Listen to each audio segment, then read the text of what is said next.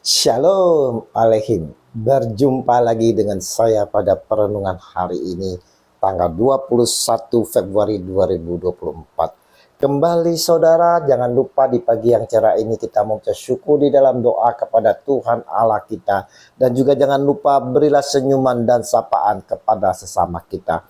Kita awali perenungan pagi hari ini dengan tanda kemenangan kita dalam nama Bapa dan Putra dan Roh Kudus. Amin. Ketidaktaatan mendatangkan dosa. Bacaan liturgi hari ini diambil dari Nubuat Yunus 3 ayat 1 sampai dengan 10 dan Injil Lukas 11 ayat 29 sampai dengan 32. Saudara-saudaraku yang terkasih di dalam kasih Kristus, ada seorang anak saudara yang tidak taat akan peraturan sekolah, sehingga anak ini saudara dihukum berjemur di lapangan. Anak yang tidak taat pastilah dihukum saudara. Begitu juga kalau tidak taat di rumah, anak-anak akan mendapatkan hukuman. Begitulah Yunus yang tidak taat atas perintah Tuhan dan mengingkari panggilan Tuhan, maka dia dibuang dari kapal, lalu dimakan ikan besar. Yunus 1 ayat 1 sampai dengan 17. Tuhan memberikan kesempatan kedua kepada Yunus saudara. Kali ini Yunus bertobat dan mau taat. Yang mana awalnya tidak taat dan mengingkari. Kemudian dia taat, bertobat dan mau taat. Ketika ia memberitakan peringatan Tuhan, sesuatu yang mengejutkan terjadi saudara.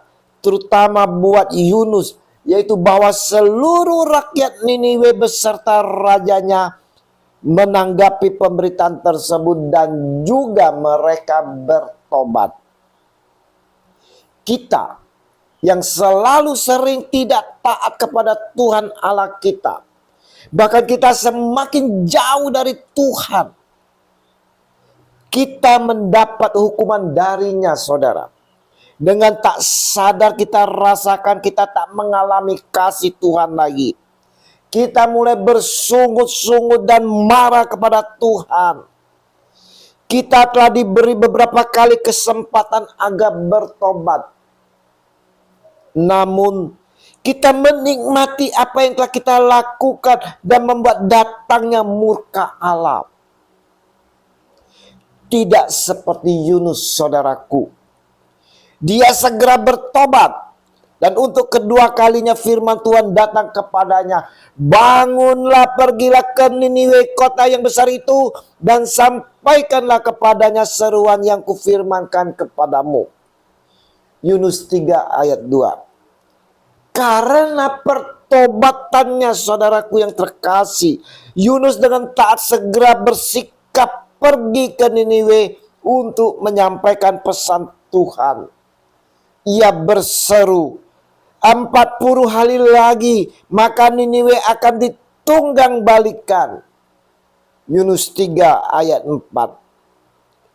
Saudaraku, mendengar pesan Tuhan melalui Yunus, orang-orang Niniwe percaya kepada Allah.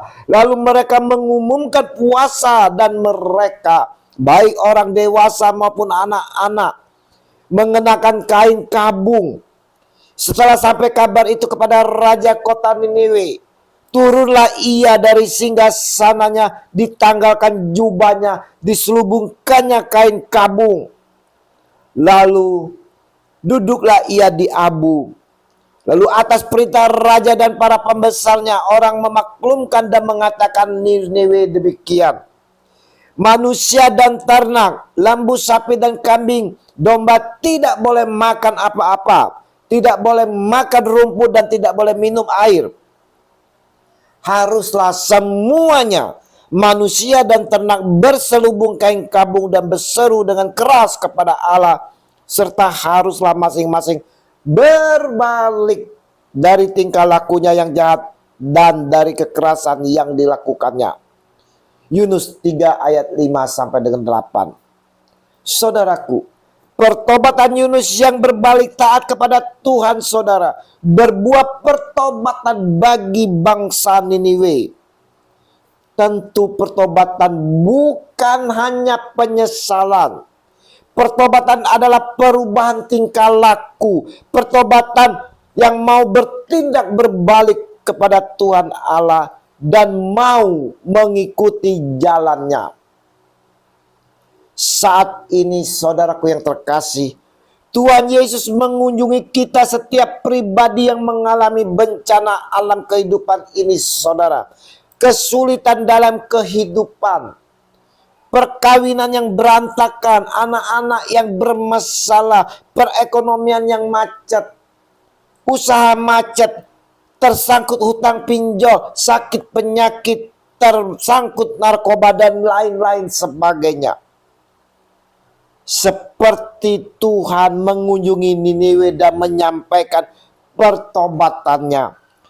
Mari bertumbuh dalam pertobatan, saudara. Mari berbalik dan bertobat. Kenakanlah kain kabung dan duduk di abu seperti orang Niniwe. Dan berserulah kepada Dia, Yesus Tuhan yang Maha Rahim. Dia yang punya kuasa akan mengampuni kita dan memulihkan kembali kehidupan kita. Kita yang sakit disembuhkan, ekonomi yang macet, hidup pasangan suami yang berantakan, usaha yang macet akan dipulihkan, saudara, asalkan kita mau bertobat. Bertobatlah dan percayalah pada Injil, saudaraku, maka hidup kita akan kembali pulih. Mari saudara-saudara, kita mau bertumbuh dalam pertobatan, lebih sungguh serta memahami, memaknai bahwa Tuhan yang mencari kita, manusia yang berdosa ini, bukan sebaliknya. Pertobatan tidak akan terjadi, saudara, jika kita tidak mau mendengarkan suara Tuhan. Untuk itu, saudara yang terkasih, dengarkanlah Dia, ikutlah Dia, dan taatlah kepada Dia. Tuhan kita Yesus Kristus yang berkuasa atas surga dan bumi.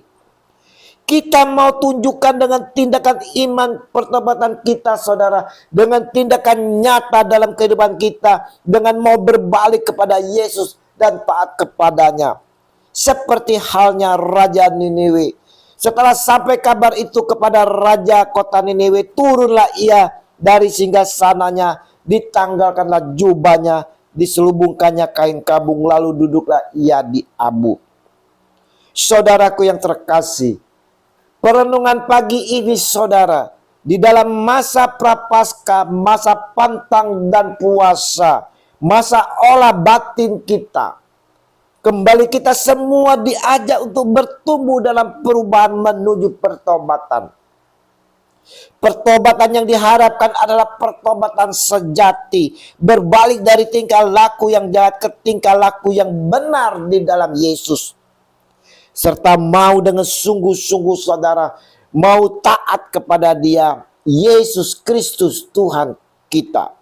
Kita juga diharapkan dalam masa prapaskah ini, saudara, adanya perubahan dalam pertobatan pikiran, pertobatan ucapan, saudara, pertobatan perbuatan dan perbuatan hati yang menunjukkan tingkah laku nyata yang benar di dalam Tuhan. Di setiap peristiwa dan keadaan yang kita alami, khususnya di setiap pergumulan perjuangan yang berat ini. Dengan pertobatan yang kita perjuangkan, semoga menghasilkan buah di mana dapat juga mempertobatkan orang di sekitar kita. Semoga dalam perjuangan hidup kita yang diberkati dan berkat bimbingan serta pimpinan Roh Kudus, kita dikuatkan dan dimampukan untuk memasuki pertobatan sejati. Amin. Dalam nama Bapa dan Putra dan Roh Kudus. Amin. Shalom Aleichem.